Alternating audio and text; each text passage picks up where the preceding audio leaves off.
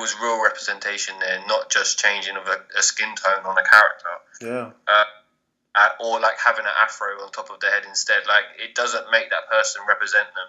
Right.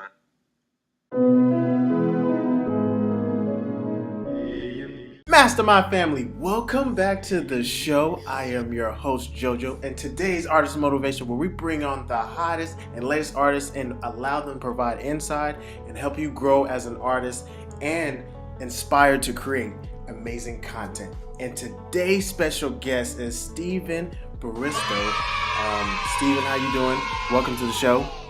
I'm doing great, thank you. Thank you for having me. Oh, no worries, no worries. And before we get started, we gotta do the sound off call for the day, right? Mastermind family in the building. And so, Steven, tell a little bit about yourself to the people and, just how you got started on your journey. Oh, wow. I'm just a normal guy in the UK. Like, I live in London, so I just created a comic that's I'm doing a Kickstarter, so it should be coming out in January. And basically, I just started just because of my son. I started the Instagram page, writing a book called Rakim and the Amulet. It's about learning about Black history. So that book in particular is about Black inventors who helped him on his science project. And my Instagram page just started to grow from that. Like, I was doing the artwork, putting it up, and then I did the artwork on a laptop using the touchpad. I didn't even have a tablet or nothing. I literally had to press the 2 buttons and scroll my finger around. It was the hardest thing I've ever done in my life. Wow. How did you ever manage that? I mean, because we have tablets now that make it so much easier. There was tablets around when I was doing it.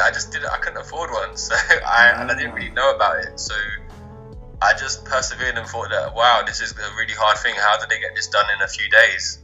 And it's like spending hours on one drawing, and it's still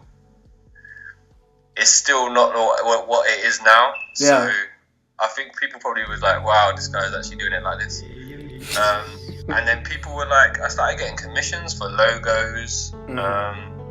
There's a lady called Kim Amillan.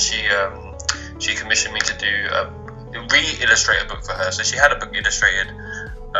The person, they did a decent job. It had pictures and stuff, but they used some of the images twice, and it wasn't the style that she wanted. She liked my artwork style, so we worked together, and that was my first commission for a book. Okay. And from there, it snowballed. It's crazy. It's so crazy how it snowballs. That is really amazing. From your art, what were some of your big influences that impacted on your artwork? And... you know what? I'm not really a kind of focused on one thing. I just observe from the world, and then from there, I wanted Rakim to be a cool character. I've always liked the manga anime kind of style, but my issue with manga and anime is that even with people who are of an ethnic background in them, if you change the skin tone on their character, they look the same as everyone else. So I didn't really want that feature so much. I wanted to make sure that there was real representation there, not just changing of a skin tone on a character. Yeah. Or having an afro on top of their head instead. It doesn't make that person represent them. Right. And so I kind of took a bit of that style, I put a bit of my own, and I tried to merge a comic book American style with a manga style. Kind of how young Drax is. That's kind of how young Drax looks. In terms of Rakim and the Amulet, I tried to make it a bit more child friendly. And then for the commission it's called the New School Blues. That was kind of a match my kind of artistic style with what another author wants, which is a really weird thing to have to do. Because I'm kind of used to just doing your own thing. Right. That's a great experience. I recommend it to anybody. If you can get those opportunities, take them. Even if you don't get what you think you should get money-wise, it's definitely an opportunity, especially if you're just doing the first one. Don't go off what Google says you should earn and all this, because just do what feels comfortable, because you don't want to take too low money Right. Because they're not going to be motivated to do it. How should people get started with like earning commissions from like how should they put themselves out there as an artist that they're available to do that? I think everyone has their own path, but I feel like for me what really works is doing your thing first. Like you shouldn't be this is just my opinion, there's no right or wrong here, but sure, in my mind, if you're not willing to do your own projects and try and fulfill your dreams, why should anyone else trust you to do theirs? And that's why I think my page has grown and why I think I've got commissions, is because like I was showing people like I'm doing this, like I wrote a story and I put it onto paper with some drawings, and from that people were like, yeah, I like your drawings, like I like the journey, I'm gonna help support you, even if like it was getting that logo done. That bit of confidence, like it's incredible to have someone actually give you some money to do something. Yeah, it's really inspiring to keep progressing and keep like working on your craft, you know. Absolutely. That's pretty awesome. And you do have a good point. Like, why would anyone pay you if you haven't even worked on your stuff, or you're not even working on your stuff? You're just waiting for people to basically come pay you, and you have nothing to show for that you're actually going to finish what you say you're going to finish. You know, why would they trust you with a project of theirs, right? Yeah, and I think you just got to be reasonable. Like, don't go out and expect the whole market to come to you. Like, that's never gonna. Like, and if you want to do something, you can always ask people. I feel like people are so scared to ask people these days. For like, no, like for real. Like, I wanted to see what it was like being a colorist. So I went onto the hashtag making comics. Yeah. And I was just looking at people's profiles, and I saw a guy that said, I'm looking for a colorist. I was like, wicked, that's me. Nice. That's me. So I messaged the guy. I was like, look, I haven't ever done it before. I would love to try it. Is there a test piece I could do for you? Could we go from there? Like, there's no charge for that test piece. Obviously, if it works, let's talk about making this like a permanent thing. And the guy gave me a test piece. It was awful. No, it was awful. Like, it was just like bold colorings. It was not what he wanted. But he was straight up. He was like, look, I really appreciate you trying. You did it in the same night that I gave it to you. It's not what I want. I want it more like this. I was like, okay, let me do it again then. So I did it again, much better. Moved on from there. Like, did a few pages eventually. Like, we went our separate ways with it. But it was an amazing experience. And that's on my Instagram page. People saw that, and then you get more interest and more commissions, you know? Yeah. Wow. That's pretty amazing, and that's so true though. Just if you're wanting to do something, even if you haven't done it, just go ahead and reach out to the person, or reach out to somebody that is asking for that. And yeah, like even big, like, or even people with huge accounts, you can go up to them and like, not everyone replies. You have to be fully aware that some people really don't care about your DM. That's fine. You're right though. It's true. I mean, and some people are amazing at replying, or amazing at least looking at what you're saying. Like, I did a commission for Lil Mo, the hip hop recording artist. Yeah. Literally because I DM'd her and said I had a great page, and it kind of like, that's how it started. She didn't find me. I just messaged her saying your page is great. Man. And from that, I did a commission. It's on my page. It's on her page. She's a really lovely person. She's really kind. She's really good at expressing what she wants. Like, she's just driven, and it's the same with like David Banner. I don't know if you know the David Banner likes. Yeah. Pictures page. If you DM him, he will DM you back. No, but people don't expect it. Like, if you DM him, he will genuinely DM you back, or he will look at your post. If he doesn't want to, he's not going to. He's a busy man. Right. Or sometimes he's just not interested, but he will look at what you've done. Like, he will come up as seen. You can have a conversation with it, like with him if it's like on that kind of like free time vibe.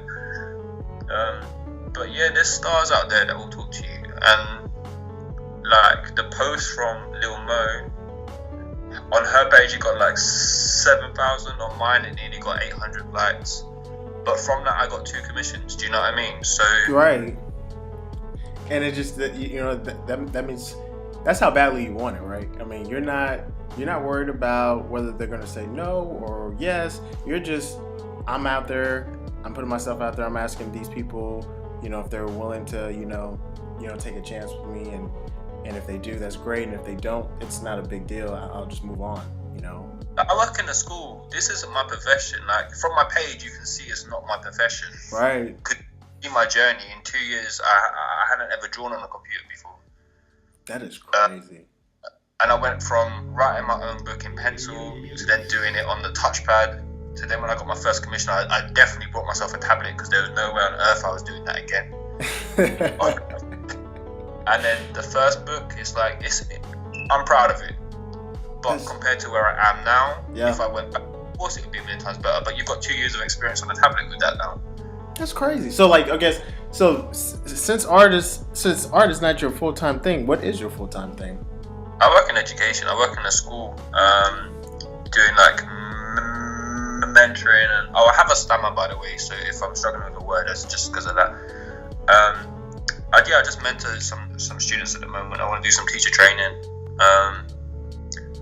So art, this is a side project for me. Like, big things are happening in 2019 for me.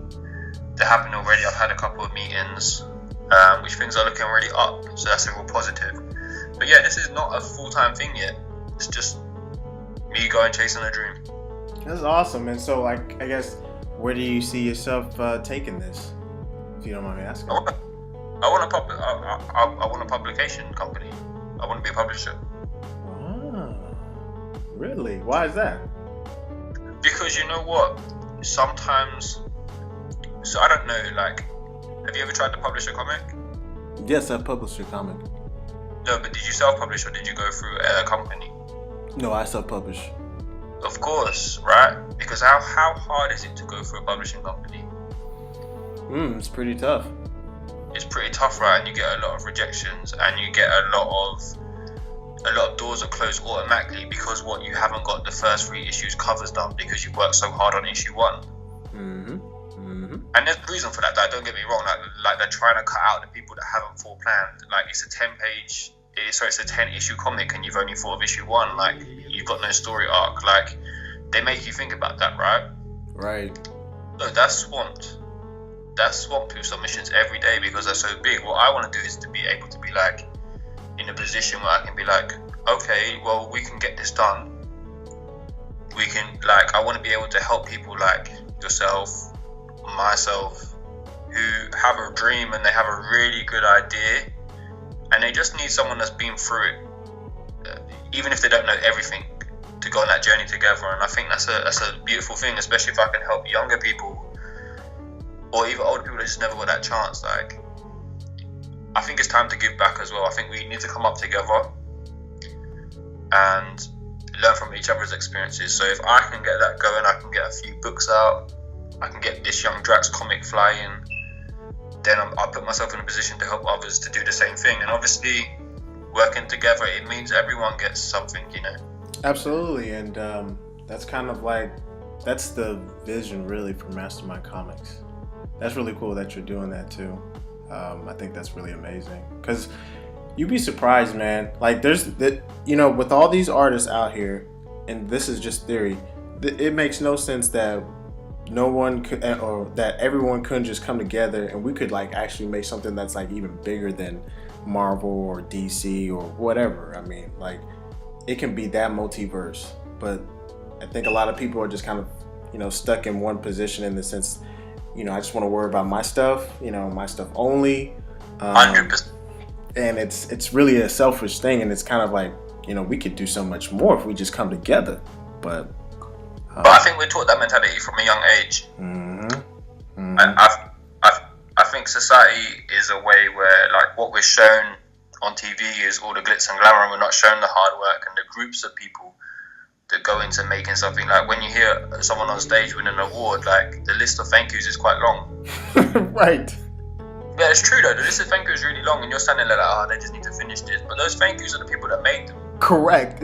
And then if you ask the people that they're thanking, who helped them, they've got a list of thank yous. Mm-hmm.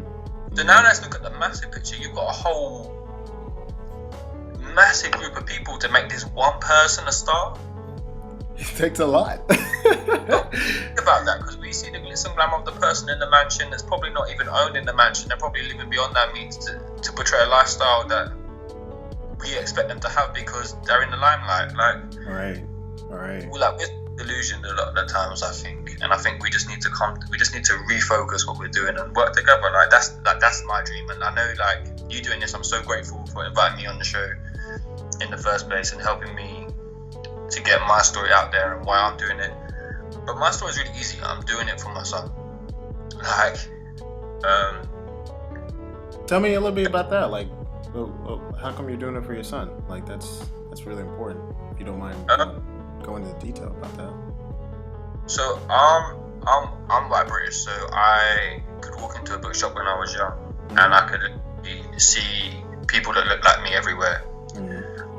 I don't know what it's like in the States. I don't know what it's like in other countries. There may be much better representation, but my son's mixed race. So for me to walk in a bookshop and find someone that looks like him, or his mum, or his cousins, it's quite difficult. And the books, it's not a wide range of choice, so you'll end up with the same book that everyone else has got. Right. And you can go online and you can find them, but it's just so much harder. Yeah. And then to find one on Black history that's done in a fun way, that's not done in a history book way, is so difficult. And I was like, I need to change this. I need him to see the amazing things that part of his genetic makeup have done. Yeah. Like without Lewis Latimer, we don't have the light bulb. Man. Because Edison was trying to use paper. Most people don't know that. Way too quickly. Without Garrett Morgan, like how many people would have died in World War I without a face, without a gas mask? Right. Without Frederick McKinley Jones, like there's like a town has a radio station because of him. He was a great inventor. He invented loads of different things, worked on loads of projects. Like without that's just 3 people. Do you understand what I'm saying? 3 people that I chose to research heavily. And that's what the crazy part is, that most people don't know that, right? Because when they think of like great inventors, the first thing that comes to their mind, Thomas Edison, Nikola Tesla, but they don't realize that there are people who actually had like these little things in inventions that they created that those people actually investigated, researched, took, and then it's just crazy. But let's be real, like without Lewis Latimer, the telephone wouldn't be what it is because he helped Alexander Bell make the telephone. With Edison's a blurred thing because how much, like, I don't know how much you've read about this subject or how much you believe, but how much did he really invent and how much did he take from people that worked for him? He actually took everything, if not all. Yeah, that's what I'm saying, but he took credit for making it, so it's kind of like you can have that debate all the time, like how much influence did he have and stuff, but let's be real, like that was a very smart man. Yeah. I'll give him that. So, but it's just how things were presented, right, and how things are documented. So history is his story. Let's be real. Whoever's winning or in charge at the time are gonna write it how they see fit. So I don't buy too much whole history thing, if I'm honest. Correct. You're in education, right? So like, how do you pitch correct information to your students, or are you kind of free to do that? I'm not a teacher at the moment, so and if I am, it's going to be more in the sciences, like PE, sports science, or art. Yeah. So I kind of can avoid all that kind of issue. Good. Okay. Because like even in sports science, so we teach people that lactic acid is bad. Lactic acid isn't bad. You wouldn't be able to go from a sprint to a walk without lactic acid. So we teach young children that it's really bad for you. It creates muscle soreness. It's the second energy source that we have. And it's only at university that you get told that. So, like, we lie to children all the time. Hey, that's how it is, man. That's the reason, like, the school systems were created. It's basically to program soldiers. So yeah, work in Victorian times, like the English education system hasn't changed from them, and that's when people used to line up outside the classroom, sign in to work, put your check-in card in, sign up on the register, sit down, sit at your desk, do your work, sit down in the desk, do your written work. It's the same, but I can't go too much into it because I work in a school. So okay. So like, you know, what are some things that you found that were useful to you as an artist on your journey that may help other artists? Ask people. Anything you don't know, ask people, or YouTube. Like when I first started Photoshop 2 years ago. I hadn't used it before, like the Rakim and Amlet, because the first time I ever draw it on a computer. Mm-hmm. How do I get, like, I'm getting so tired of redrawing this all the time. I'm drawing it in pencil. The line works perfect. I've got the marks in the background, and I asked someone, like, I asked this comic book artist, I can't remember her name, but she's worked for Marvel, DC, Image. She's been around the circuit with the comic book companies. And I was like, why do you draw in red pencil and blue pencil? Like, why do they do that? I have no idea. And I'm getting different messages, like, what pencil? She's like, I use this pencil, and it's because when you go into Photoshop, you can go into the RGB mode and you can wipe out all the red marks, you can wipe out blue marks, and you can change the contrast to get a really nice bold black line with a really crisp white background. So all you have to do is make the layer be able to be used on multiple layers, and then you color in behind it. And I was like, genius. Like you mean that I didn't have to do it 3-4 times? Right. I've been a long way, but I asked, and like I said, people assume that people aren't going to respond when they DM. I respond to every DM apart from if you send me a link to your music. I did not ask for your link for your music. I may have liked your page and I may have messaged you saying, hi, check out my artwork, but I didn't ask for music. And you know what? Sometimes I listen to him. Yeah. But when you send me 30 songs in the space of an hour, I'm not listening to 30 songs. I haven't got that kind of time. Come on, man. You can listen to this music in your sleep. I'm just kidding. I'm listening to my friend's podcast, to be honest. He's got a dope Black History podcast that he's doing. His page is amazing and he helps me a lot with mine. So, like I said again, Instagram's an equation. So if you're promoting on Instagram, look at Instagram, reset it, and work out how to use it.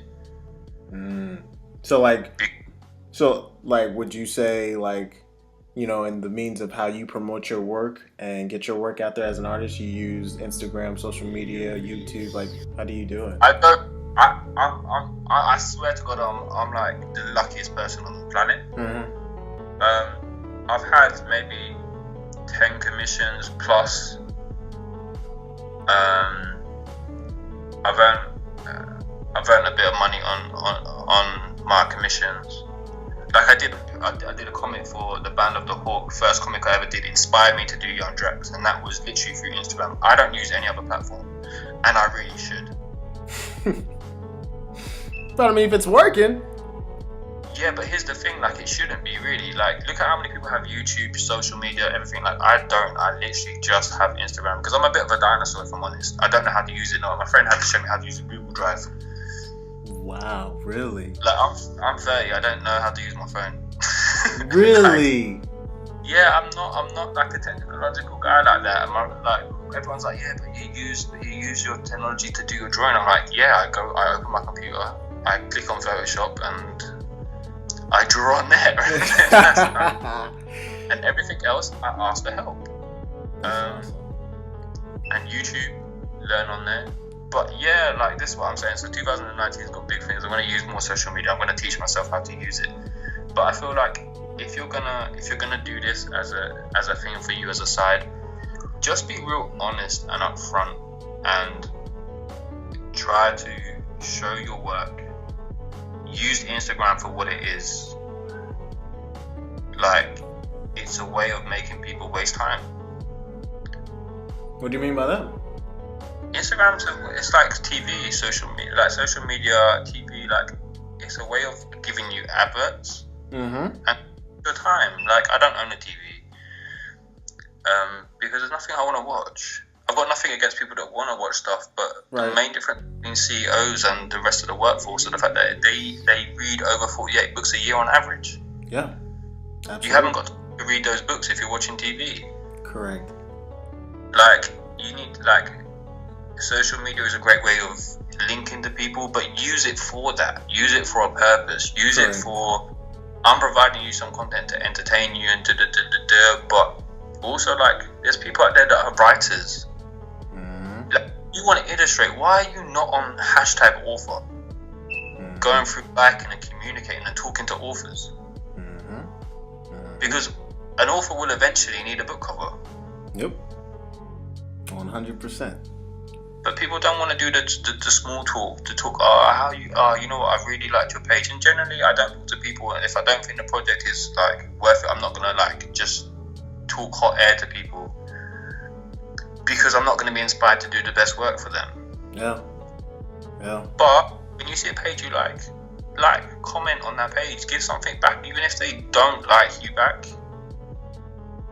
You never know, one day they may be like, let me scroll through my work and see you there, and then they're like, oh wait, it's got art in the title, cool, let me do this, let me go check them out. Mm-hmm. Mm-hmm. It's making the links, like I don't know if you liked my work first, or if I liked your page first. I think it was you who liked me first, and then probably I was probably on a liking spree. That sometimes I think I probably put in a hashtag. I probably started just liking. I think it's probably hashtag comics, and then you just started talking, and now look, we're doing this. It's networking. That's it, man. If you want to be an artist, you need to network. Like, that's it, man. And the whole thing for social media is just used to connect people with each other, and at the end of the day, don't let that be the distractor tool from you to go do something. It's there as a tool, but don't let it distract you from going doing the work that you need to do, right? And that's what sometimes people do. They kind of let it distract them from doing the thing they should be doing. So 100. So I think that's amazing. So like, what I guess kind of keeps you, motivated to like finish the things that you need to finish, and just keep you going through the tough times where you don't feel like doing it, and just or you're sick, or even like somebody gets sick. Like, how do you stay motivated? I think you gotta have the end goals in place.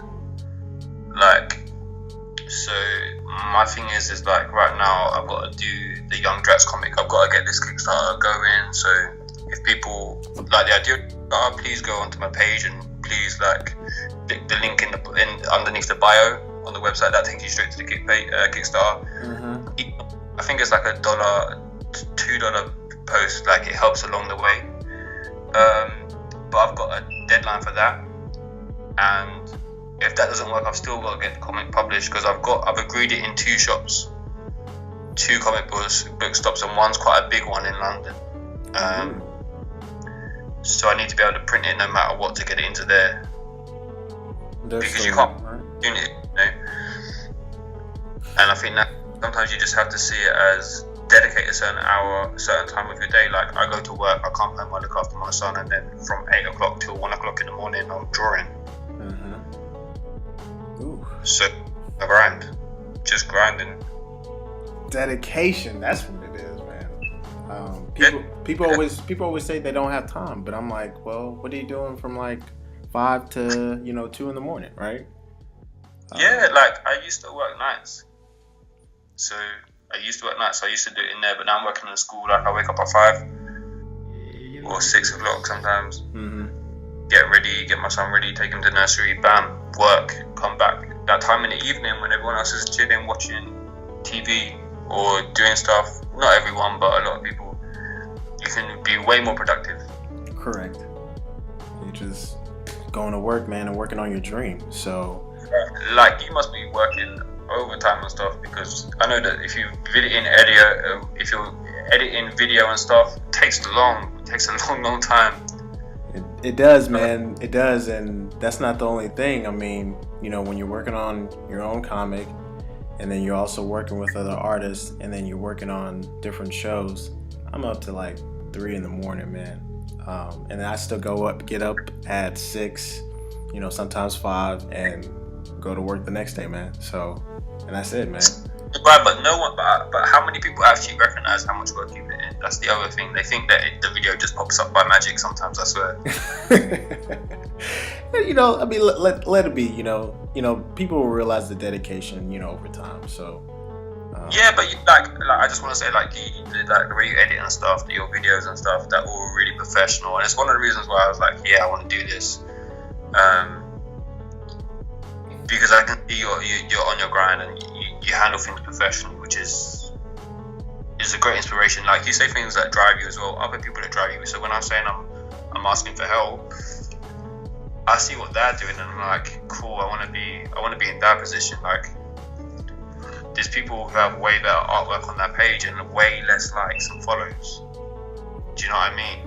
Yeah, but to me, with the likes and followers, I mean, that shouldn't be like people's main focus. People's main focus should be just like, whatever they're working towards or whatever their dream is, they're just working on it, and if the likes and followers are the things that are going to, deter people from continue to go after, or some random comment, I mean, then, they shouldn't be doing it in the first place, because, that's just the instant gratification, the whole experiment with the kids and the marshmallows. I mean, it's who's willing to hold off, long-term thinking, because Amazon was not profitable in the first 10 years.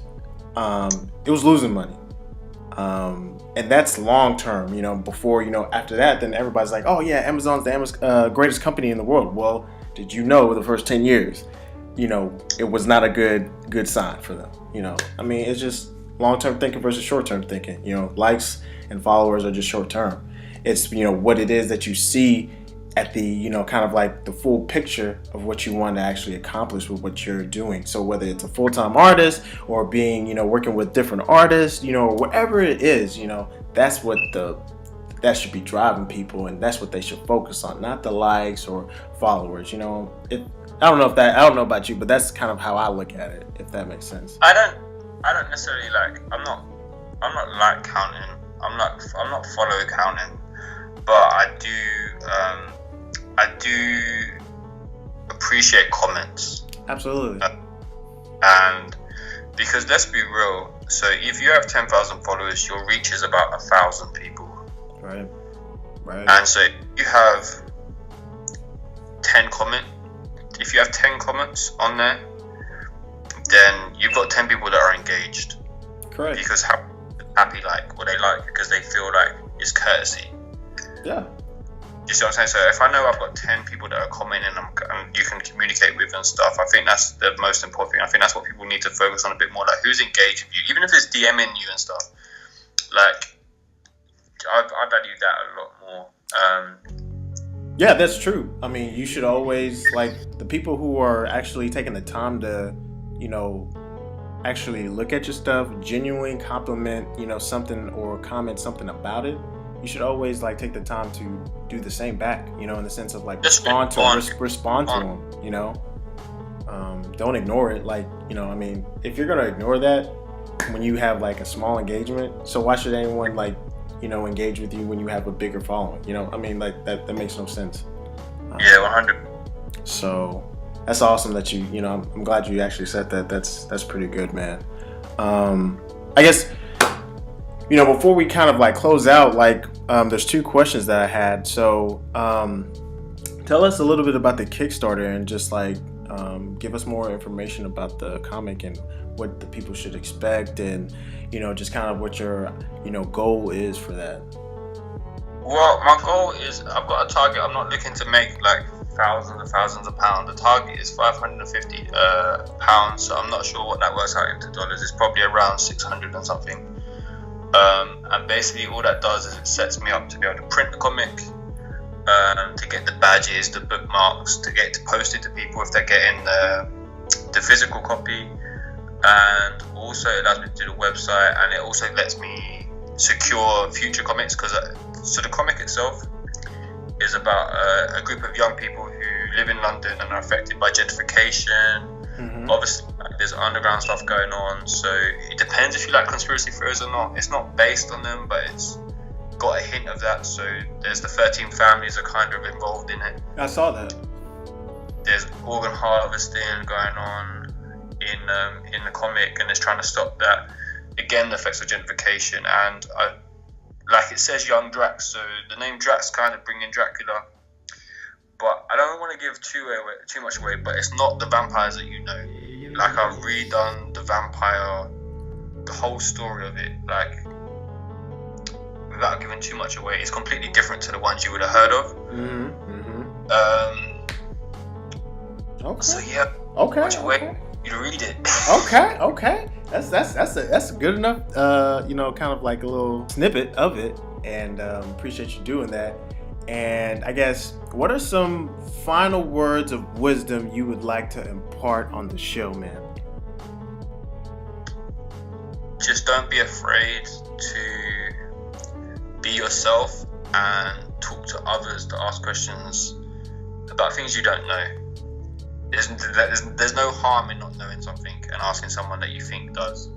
Yeah, absolutely. I mean, if you don't know something, either Google, ask, do something, but don't just say, well, I don't know. Well, I guess I shouldn't be doing it, or I don't know, I'm just going to give up on it, right? Just ask, right? Follow your dream, like follow your dream, and you find people who are doing the same thing, and you can build something really, truly amazing. Exactly. Well, that was great. Steven, thanks for being on the show, man. That was really awesome. No, thank you very much. I appreciate it. I appreciate being here. No. I mean, seriously, this was awesome, and thank you for providing, hope, inspiration, tips to the people. I'm truly grateful to even, do this interview with you. And so, where can the people find more of your work at? Okay, so at the moment it's snap_shot_productions. It's on Instagram. You'll see a red little badge with what looks like a camera and a smiley face and where the lens would be. That's Snapshot Productions. That's my company. There'll be a website coming soon. If the Kickstarter does well, then that's where it'll be. Excellent. Mastermind family, that is gonna do it for the show. We hope you enjoyed the presentation with Steven, providing hope, inspiration, and just, the drive to go and create. And we'll see you guys on the next episode.